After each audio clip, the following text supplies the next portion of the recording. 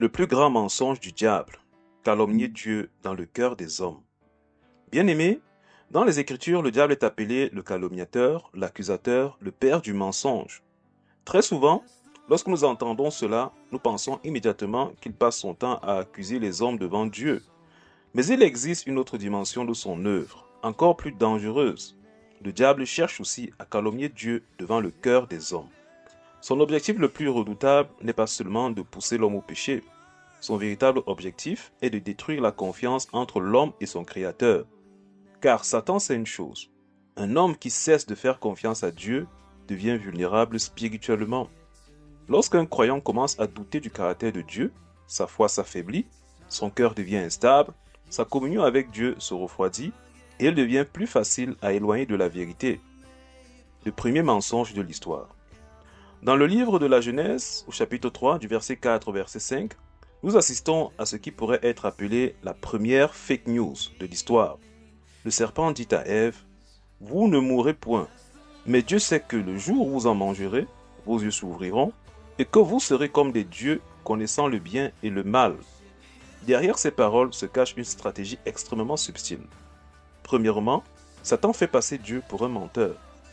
Dieu avait dit, « Tu mourras. » Le serpent répond, « Vous ne mourrez pas du tout. » Il contredit directement la parole divine. Deuxièmement, Satan fait passer Dieu pour un tyran égoïste.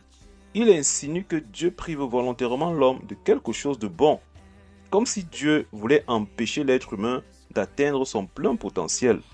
En réalité, le serpent cherche à déformer l'image de Dieu. Il veut faire croire que Dieu n'agit pas par amour, mais par contrôle. Et c'est encore aujourd'hui l'une des armes favorites de l'ennemi.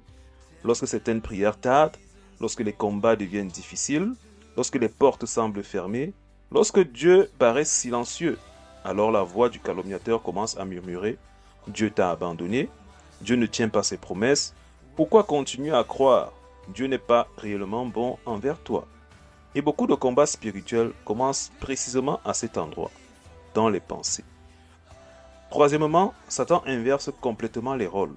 Le destructeur se présente comme le libérateur. Celui qui conduit à la mort prétend apporter la lumière. Celui qui détruit les âmes prétend offrir la liberté. Et c'est exactement ainsi qu'il agit encore aujourd'hui. Le péché est toujours présenté comme une solution, comme une délivrance, comme un raccourci vers le bonheur. Mais derrière le mensonge se cache toujours la destruction. Jésus dira dans Jean 8, verset 44, « Il est menteur et le père du mensonge. » Le mensonge est donc au cœur même de l'œuvre satanique. La solution, connaître réellement Dieu.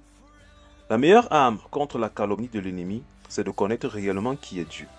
La Bible déclare que Dieu est amour, fidèle, juste, véritable, miséricordieux. Ainsi, lorsqu'une pensée présente Dieu comme cruel, injuste ou trompeur, nous devons immédiatement la rejeter.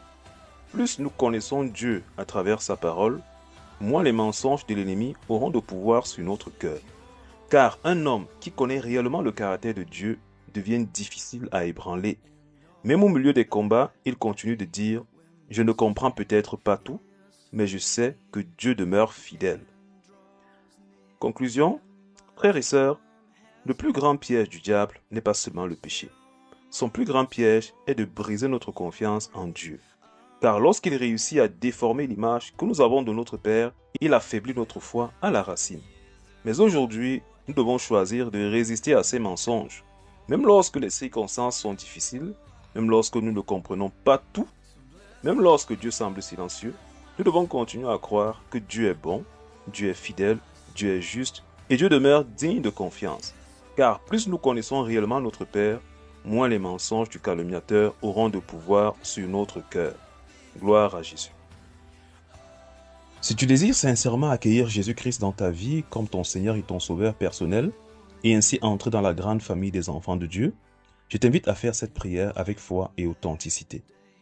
Seigneur Jésus, je reconnais aujourd'hui que ma vie n'a pas toujours été conforme à ta volonté. Je me répands sincèrement de mes péchés et je dépose mes fardeaux à tes pieds.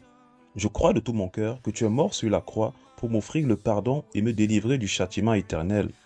En ce jour, j'ai décidé de changer de direction et de marcher selon ta lumière. Entre dans mon cœur, transforme ma vie et guide chacun de mes pas.